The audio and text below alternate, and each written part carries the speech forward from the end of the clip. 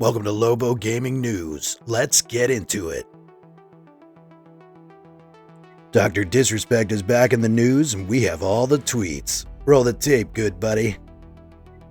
Industry drama this week centers on Dr. Disrespect and Bungie's upcoming marathon. Dr. Disrespect publicly implied he had early access involvement and some level of affiliation with the project. Bungie has clarified he is not officially partnered with the studio and is not part of their partner program. That clarification has happened more than once over a short period of time, as fan speculation spreads online. What was he thinking? Certainly an embarrassing moment for one of streaming's top hitters. And in worse news, Nvidia confirms its GPU shortages. Take a look at this. Nvidia confirming constrained RTX series stock. Very tight is the wording being used. And when supply stays tight, prices follow.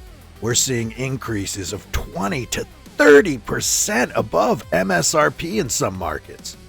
Now, look at that second line. No fixes in sight anytime soon. That's a key phrase, right? That means this isn't a 1 week hiccup. This could stretch. And for PC players eyeing heavy hitters like Marathon or the new Resident Evil PC builds, this isn't ideal timing.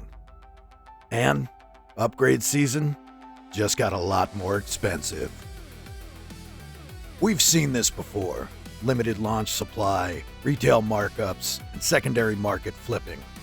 If you're planning a build, patience might be the smarter move. Do they have any idea how much it costs to make a computer now?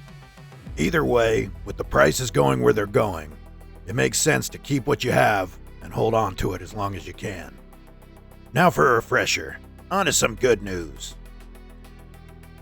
Switching gears, today marks Pokemon's 30th anniversary. That's right, February 27th, 30 years. And yes, Fire Red and Leaf Green are getting full eShop ports. Full ports, not just locked behind a subscription. And take a look at that merch wave. Retro Pikachu plush, anniversary drops, classic style collectibles. If you grew up on Game Boy Advance, this one hits. Major outlets are leading coverage today, and there's growing speculation about how this ties into broader Switch 2 support. Fire Red and Leaf Green were foundational for an entire generation of players. Seeing them return in modern storefront format makes this more than nostalgia. It's preservation. And if you thought Pokemon was the headline, Switch 2 just went nuclear. Resident Evil Requiem and Village Gold Edition both are hitting the platform. That's the Resident Evil duo, horror heavyweights, landing together on the Switch 2. Add Fire Red and Leaf Green on the eShop. Fallout 4 Anniversary Edition just dropped. Arcade Archives expanding the retro wave. This doesn't feel like a drip feed. This feels like a launch surge. Some are already calling it Switch 2's real launch week. The variety of choice here is what matters. Horror, retro, RPG, open world survival, arcade nostalgia. That's a broad net. And while Nintendo surges, the PC side is fighting supply issues. But it's not just ports making the waves. Nioh 3 has been crushing early February charts.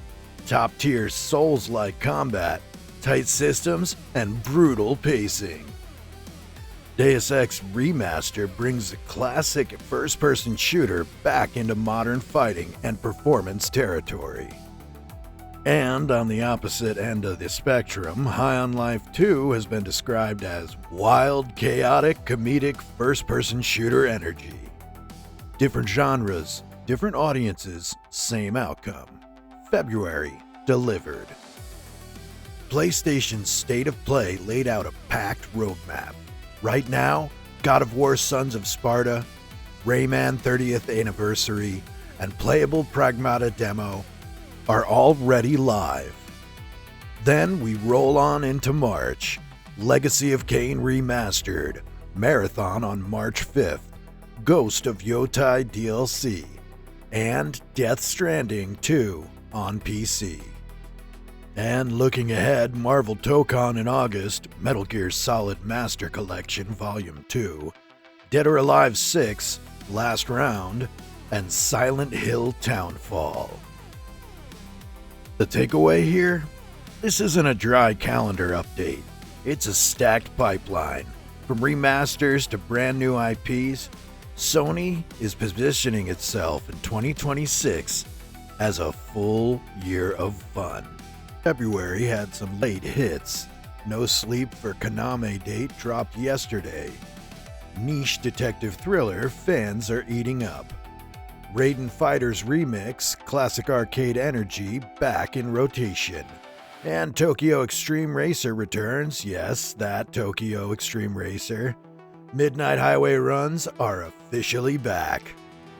These aren't AAA headline grabbers, but they're the kind of games that build cult followings, and they're hitting alongside the Switch 2 port momentum. Now on to industry shakeups. What's going to affect your wallet? Sony has reportedly shut down Bluepoint Games, the studio known for high-profile remakes.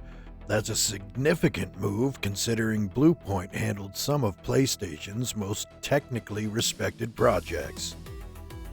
Ubisoft also confirmed roughly 40 job cuts, part of what the company calls ongoing restructuring. And in a major leadership shift, Phil Spencer steps down from his long-running role at Xbox.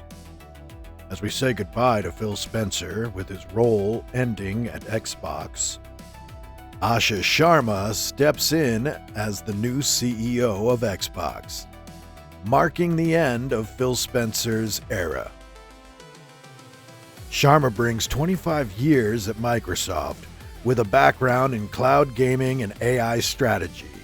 She's been a business and innovation executive inside the company for years.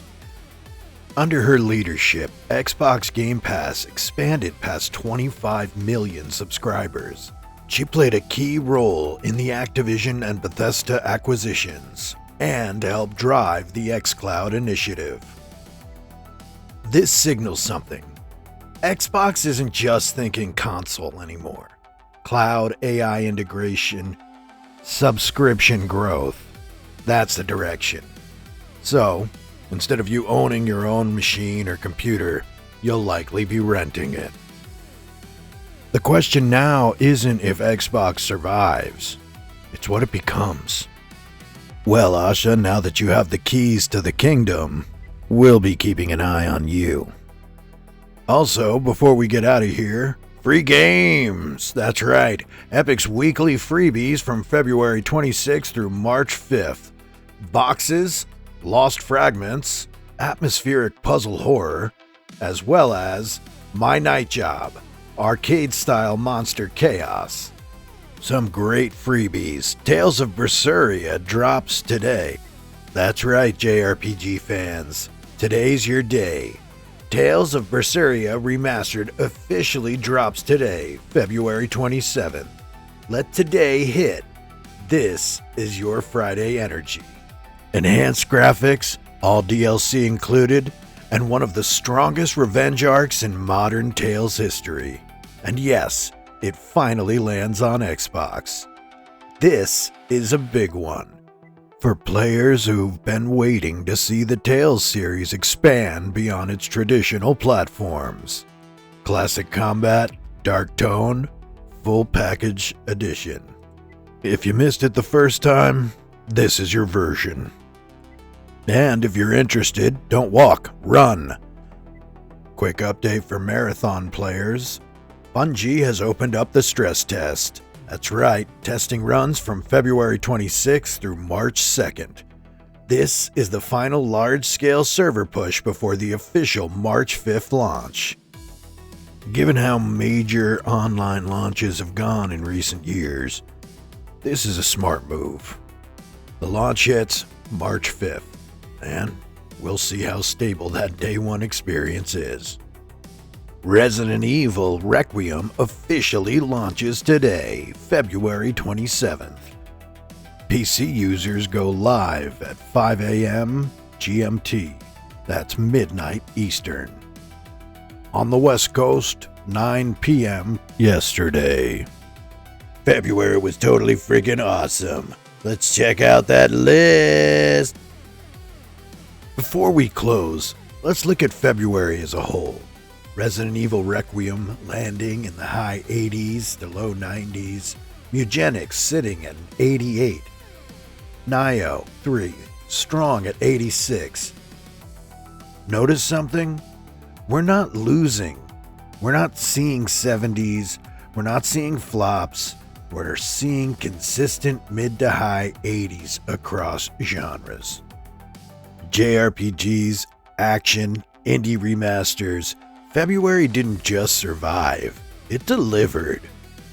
If this is how 2026 starts, the rest of the year could be stacked. Well, folks, that about wraps it up for me here. Here's some extra graphs in case you had any other questions. Hopefully they answer them. Ladies and gentlemen, it's been a pleasure. I've been your host, Wolfie 1775.